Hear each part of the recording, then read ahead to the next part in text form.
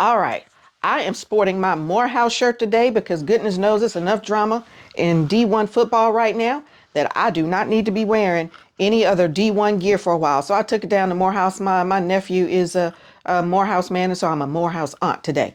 Let's go back and talk about Damon Williams II.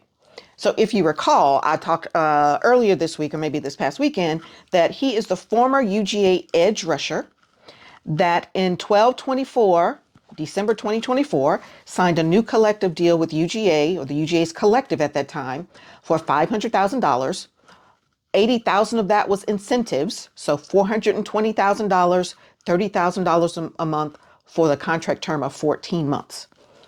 Damon received the first payment in December of $30,000, and in January, Damon hit the portal and went to Mizzou, where he had a great year this year. Okay. Now, as it turns out, the exit clause in that agreement that he had with the collective indicated that if Damon left the arrangement early, essentially just walked away from the contract, that he would owe the full contract value. The balance of the contract would be the exit fee. Also could be considered liquidated damages. Okay. And so there was an arbitration provision in the agreement. And so UGA decided they were going to bring a claim against him and force arbitration to get their $390,000 back, which is the difference between the $420,000 that he was entitled to if he had stayed for the entire contract term, and the $30,000 they had paid him. Okay. And so as I talked about this, y'all had essentially, there was three different camps, really four different camps of people. There was the first camp that said the judge would never let UGA do that to this young man. First of all, there is no judge, and the contract says what the contract says. There's the second group of you that said he didn't understand what he was doing. Poor child. UGA is taking advantage of him.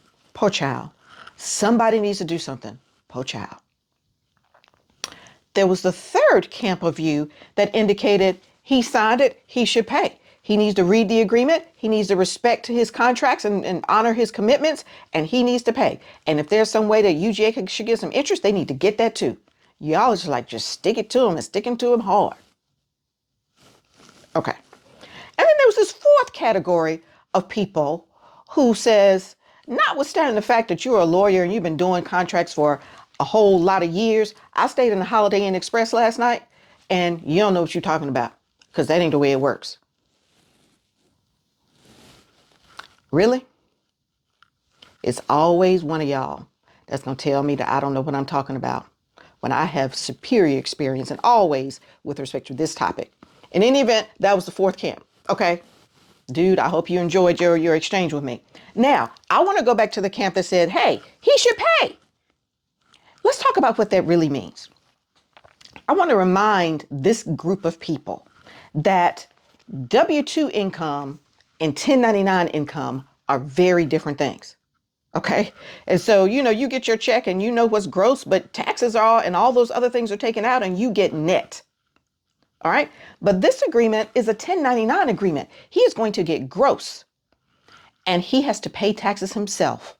So even though the $30,000 he received, he was only entitled to spend about 60% of that, because the 40% of it was going to be taxed. Okay. So under that scenario, that has a large impact on the calculus. So in order for this young man to pay off a debt of $390,000, we need to generate roughly $550,000 in 1099 income in order to support paying off that debt of 390, because he's got to pay taxes on the 550 and he'll be left with about 390.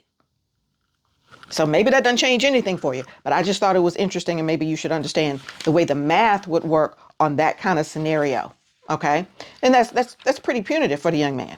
Okay. Now let's contrast that with Lane Kiffin's contract. They both in football. One's the coach and one's the player. Both contracts have a contract value, a term, and a liquidated damages or exit fee if you walk away for no good reason. Okay. All right. So as we as I will remind you, Lane Kiffin signed a 7-year deal worth $91 million, which is roughly $13 million annually. Okay. Now, if Kiffin leaves the agreement early, he just walks away. He hits the portal, because that's what he did between Ole Miss and LSU. He just hit the portal, right? He hits the portal and decides he's going someplace else. The most that Lane Kiffin will ever owe on a $91 million contract is $7 million. And that's in year one. Every year after that, it goes down $1 million a year. So the most that Lane Kiffin would owe on a $91 million contract if he left early is $7 million, which is less than 8% of the contract value. So we're telling this college student athlete, that if he leaves, he owes 100% of the contract value. And we're telling the coach, if he leaves and also hits the portal, he owes less than 8% of the contract value. Maybe you think that's fair.